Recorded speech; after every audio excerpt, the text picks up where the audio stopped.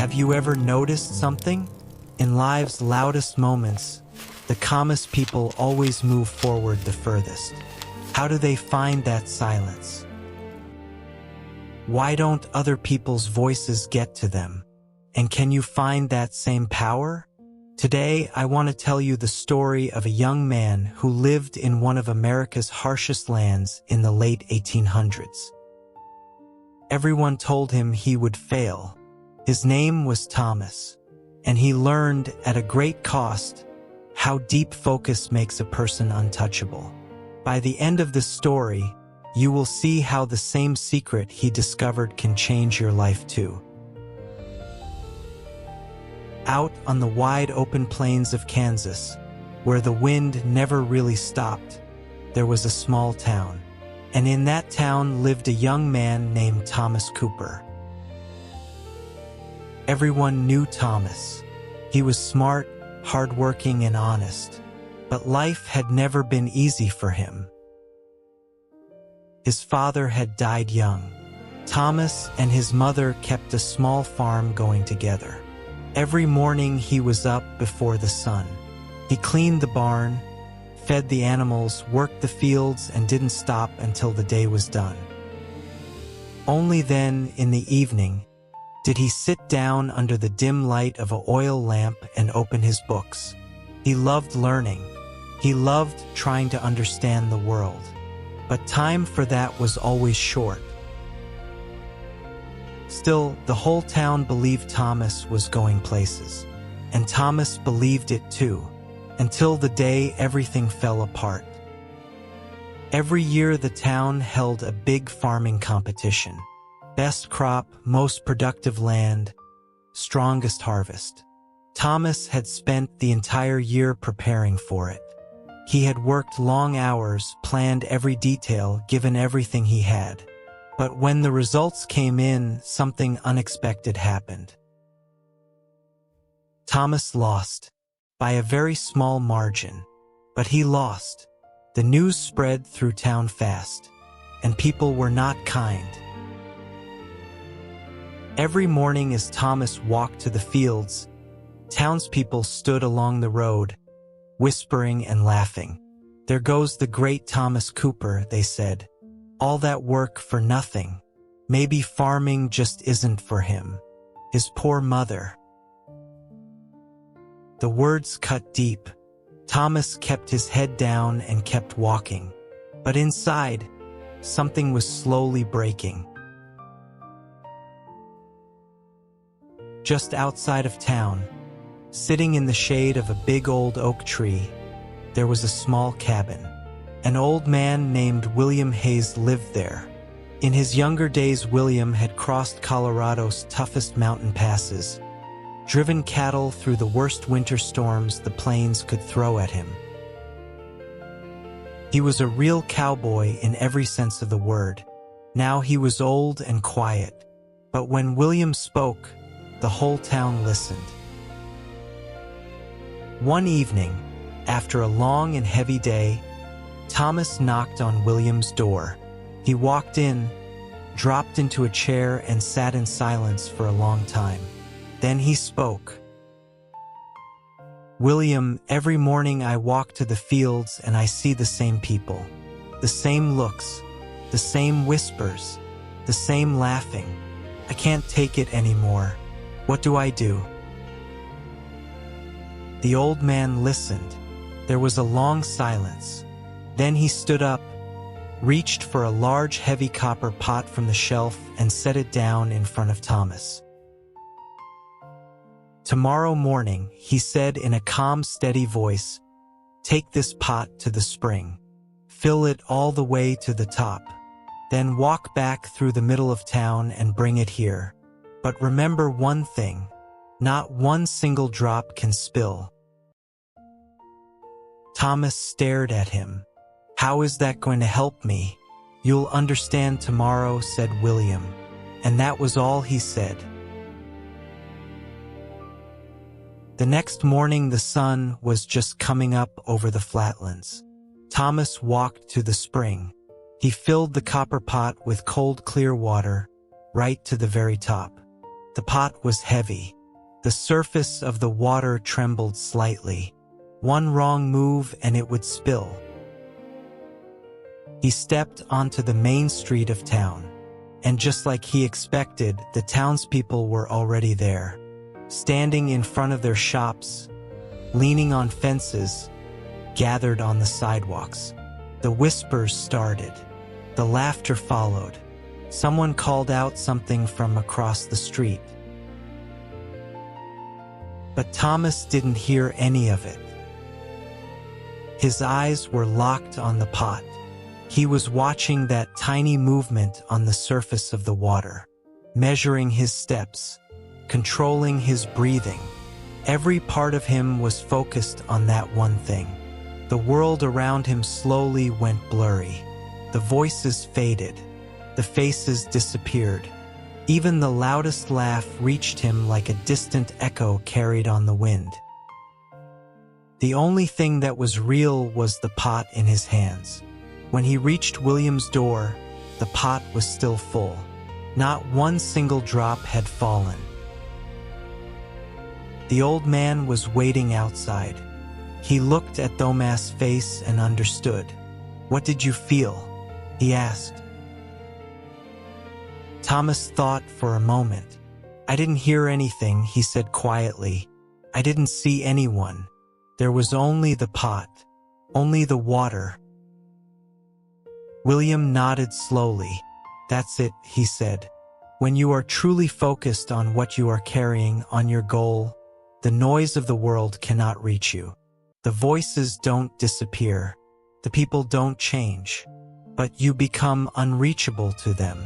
You become untouchable." Thomas walked home, but he was not the same person who had left that morning. He understood something that day. All this time he had been focusing on the wrong thing, on the townspeople's voices, on their looks, on their judgment, and that focus was hollowing him out from the inside. But the water in that copper pot had shown him something simple and powerful. Where the mind goes, energy flows, and if energy keeps flowing toward other people's opinions, it never reaches the goal. From that night on, Thomas worked differently. When he woke up in the morning, he didn't think about the townspeople. He thought about his fields. When he sat down with his books at night, he didn't think about what people were saying. He thought about the page in front of him. When he walked down the road, he didn't try to hear the voices. He counted his steps. Slowly, something began to shift. The town hadn't changed. The people hadn't changed. But Thomas had changed, and that made all the difference. Late that fall, a massive storm rolled across Kansas. It went on for days. A lot of farmers lost their harvests. Fields flooded. Animals went missing. It was the kind of storm that broke people. Thomas faced the same storm, but this time he didn't panic. This time he didn't think about what the townspeople would say. He thought about what he could do. He dug drainage channels to protect the crops. He moved the animals to higher ground. He worked through the night to keep the damage as small as possible. When the storm finally passed, many farms around town had taken serious losses. Thomas' farm was still standing. This time, the townspeople looked at him differently. The whispers were still there, but they had changed. How did he do that? He didn't panic at all. It was like he could see something the rest of us couldn't. Thomas heard them this time, but it didn't matter to him, because by now other people's voices had lost their hold on him. Not praise, not criticism. The only thing that was real was the work in front of him. The following year, Thomas entered the competition again. Same town, same people, Same road, but a different Thomas. When the results were announced in the town square, there was a moment of complete silence. Thomas had come in first. But here's the interesting part. Thomas barely celebrated. People shook his hand, offered their congratulations. But that evening he walked back to William's cabin. He sat down and was quiet for a moment. "I won," he said. "I know," said the old man, "but something strange happened. Winning doesn't feel that much different from losing." William laughed, a long warm laugh, because the real victory wasn't winning the competition, he said. The real victory was the day you stopped hearing the town's voices. You had already won that day. The competition just made it official. Thomas' story teaches us something important. Focus is not about willpower or character. It is a skill, and like any skill, it can be practiced. Every moment your brain is being hit with thousands of signals, sounds, images, thoughts, fears, worries. When the brain tries to process all of them at once, there is not enough energy left for any of them. But when you truly focus on one single point, the brain pushes everything else to the background. Like a camera sharpening its focus on one subject while the background goes soft and blurry. This is not just a nice way of describing it. It is what actually happens in your brain. And this ability can be built, slowly, day by day, like a muscle that gets stronger each time you use it. So how do you start? The same way Thomas did. Find your pot. That pot is your goal. The one thing you need to do today. Lock your eyes on it. The voices around you won't disappear. The people want change. But you will become unreachable to them. Let me ask you something. What is your copper pot? That thing you have been chasing for a long time but haven't been able to reach. That project, that goal, that life you keep imagining, and whose voices are pulling you away from it, which whispers are slowing you down, which laughs are making your steps unsteady. Thomas didn't silence those voices. He didn't make them disappear. He simply stopped giving them his energy. He took that energy back and gave it to the pot, to the goal. You can do the same thing.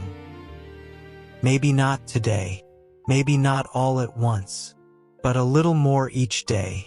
Every morning when you wake up, take one moment and ask yourself one question. What am I focusing on today? Just that, nothing else. And that focus will grow stronger every single day, just like Thomas' steps grew steadier with every single morning. The winds are still blowing across Kansas. Towns change, people change, times change. But some things never do. Focus doesn't kill the noise. It makes you independent from the noise. Your goal won't protect you, but focusing on your goal will make you untouchable. And the copper pot will always be close to spilling. There will always be a storm, a criticism, a failure knocking at the door. But if your hands are steady and your eyes are locked on that pot, not one single drop will fall. Thomas learned this in the middle of Kansas. You can learn it in the middle of your own life. Take a deep breath, pick up your pot, and walk.